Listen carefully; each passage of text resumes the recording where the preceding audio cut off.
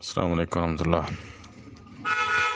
فوت شدہ والد والدہ یا کسی قریبی رشتہ دار کی طرف سے صدقہ کرنا ثابت ہے اور اس کا میت کو اجر و ثواب بھی ملتا ہے۔ اس کی پہلی دلیل ہے سعد بن عبادہ رضی اللہ تعالیٰ عنہ کی والدہ فوت ہو گئی ہے۔ صحیح بخاری میں 2756 نمبر روایت ہے۔ وہ گھر پر موجود نہیں تھے، واپس آئے تو اللہ کے رسول سے پوچھا کہ میری والدہ فوت ہو گئی ہیں، میں ان سے غائب تھا، وہاں موجود نہیں تھا، تو کیا انہیں کوئی چیز نفع دے گی؟ اگر میں ان کی طرف سے صدقہ کروں تو وہ صدقہ ان کو فائدہ دے گا؟ تو آپ نے فرمایا ہاں، صدقہ کرنے سے اس کو فائدہ ہوگا۔ تو پھر انہوں نے کہا کہ میں آپ کو گواہ بناتا ہوں کہ میرا فلاں باغ جو ہے یہ ان کی طرف سے صدقہ ہے۔ تو یہ حدیث واضح دلیل ہے کہ میت کی طرف سے صدقہ تیجا، ستواں، 40واں کے علاوہ اپنے طور پہ کسی غریب کی مدد کر دی جائے، مسجد میں، مدرسے میں کہیں تعاون کر دیا جائے، تو کوئی بھی صورت ہو تو یہ صدقہ ہو سکتا ہے۔ دوسری دلیل صحیح مسلم میں 1004 نمبر روایت ہے۔ عائشہ رضی اللہ تعالیٰ عنہ بیان کرتی ہیں، ایک آدمی نبی صلی اللہ علیہ وسلم کے پاس آیا اور اس نے کہا اللہ کے رسول، میری والدہ کی اچانک وفات ہو گئی ہے اور وہ کوئی وصیت بھی نہیں کر سکی، مجھے گمان ہے کہ اگر وہ بولتی تو صدقے کا کہتی، تو کیا اگر میں ان کی طرف سے صدقہ کروں تو ان کو اجر ملے گا؟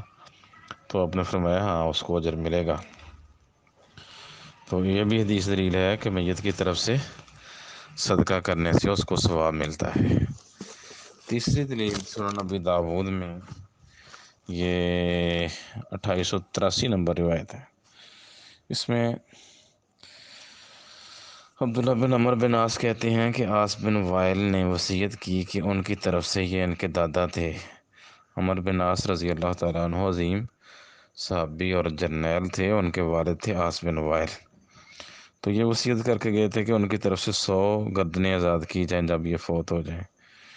تو ان کے بیٹے ہشام نے 50 گردنیں آزاد کر دیں اور ان کے بیٹے عمر بن عاص رضی اللہ تعالیٰ عنہ نے بھی ارادہ کیا کہ ان کی طرف سے باقی 50 یہ آزاد کر دیں گردنیں۔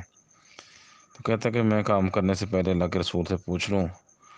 تو عمر بن عاص رضی اللہ تعالیٰ عنہ کے پاس آئے تو کہنے لگے اللہ کے رسول، میرے والد نے 100 گردنیں آزاد کرنے کی وصیت کی تھی، ہشام میرے بھائی نے ان کی طرف سے 50 گردنیں آزاد کر دی ہیں، ان کے ذمے باقی 50 گردنیں ہیں، تو کیا میں ان کی طرف سے وہ گردنیں آزاد کر دوں؟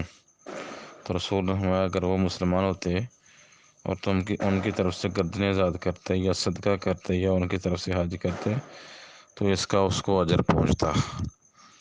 یہ حدیث سند اس کی حسن ہے۔